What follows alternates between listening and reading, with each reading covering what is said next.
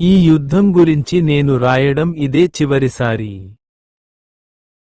యుద్ధం వద్దు. యుద్ధాన్ని వెంటనే ఆపండి.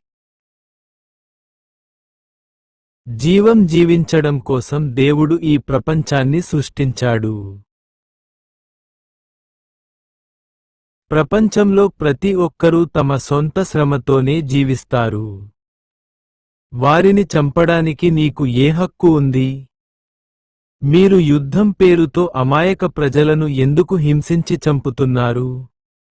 యుద్ధంలో మరణించిన అమాయక ప్రజలు మీకు ఎలాంటి బాధను కలిగించారు? ఒక్క వ్యక్తికి ప్రతీకారం తీర్చుకోవడానికి అమాయక ప్రజలందరినీ చంపడం అన్యాయం. ప్రజలందరినీ చంపిన తర్వాత ఈ ప్రపంచంలో నువ్వేం చేయబోతున్నావు? మీరు ఎన్ని వేల సంవత్సరాలు జీవించబోతున్నారు?